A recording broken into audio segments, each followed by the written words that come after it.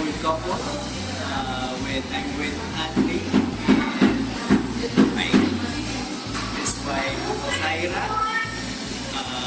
Actually, kakagaling lang namin kay Jungle training. And ang dami namin natutunan. Maybe sa mga susunod na videos, pwede namin i-share sa inyo. Pero sa ngayon, ngayong gabi, gusto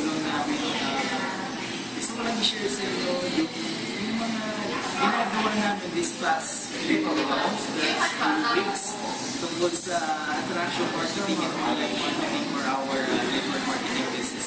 So gusto ko lang interview silang dalawa kung ano yung masasabi nila.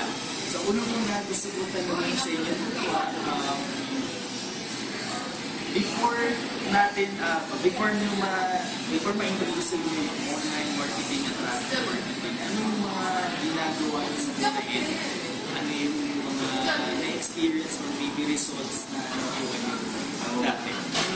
Zaira? Okay, so hello po, my name is Zaira again. So JP, to answer your question, nag-start kami with e-mobile and then yung strategy na ginawa namin, we focused on the traditional strategy. In fact, on the second month that we were doing the business, una ko naisip, kailangan ko madala to sa mga kamag-anak ko sa Mindanao. So we went to Marawi, so we traveled as far as Mindanao, and then we did presentation, nag-gather kami or nag-organize kami ng mga magkakamag-anak, ng mga plans, ng mga kakilala, and then luckily it was very successful. So ngayon, we have around 300 members na coming from Mindanao. So it was really powerful.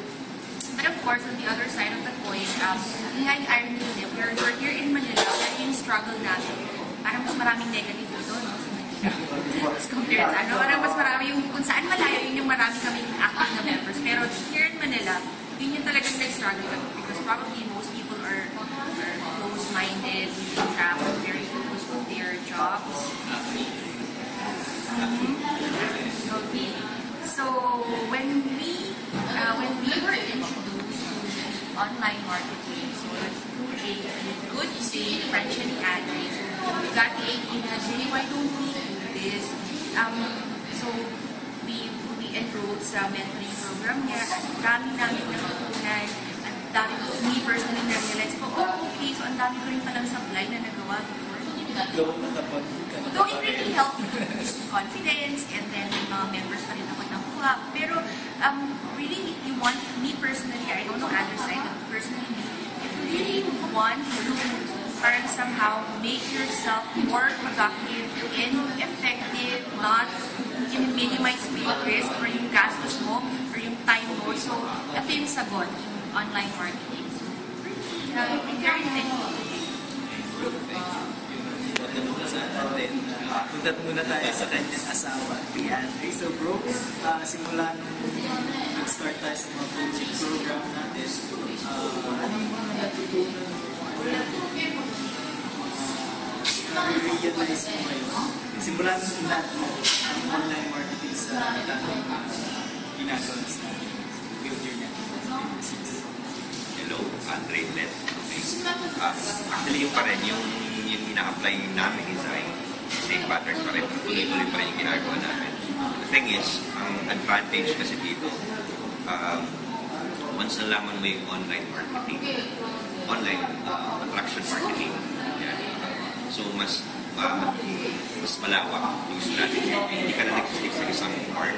Just ang ginawa namin ni Zai, sa traditional strategy lang yung ginagawa namin. Nag-present kami sa nag-set up kayo ng mga home presentations, nag-flyerings din kami. So, though nakapagod, pero ang malaking advantage din yun. So, hindi ka nga, mas kailangan ma-experience mo rin yun before mo siya i-apply sa actual talaga. Ma-apply mo rin siya anyway. So, sa online marketing. So, since ang natutunan ko rin dito kay JP sa is yung effective prospecting sa Facebook. Yan. So, may market din eh.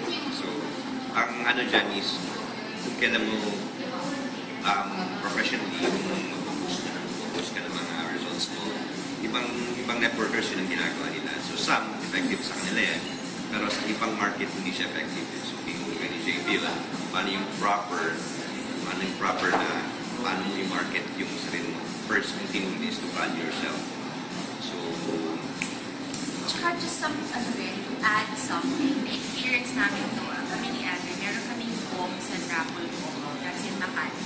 And then, suddenly, merong nag-inquire na leader in, not really a leader, parang potential leader pa lang in Marawi. Gusto nilang parang present namin or mag-usap kami sa Facebook or something. Pero hindi pwede kasi nga, parang una, we have now come same time and then we are right there and then parang mag-chat na kami or something. So, because we have the website, that's the advantage of it, i-refer na lang namin siya doon sa website.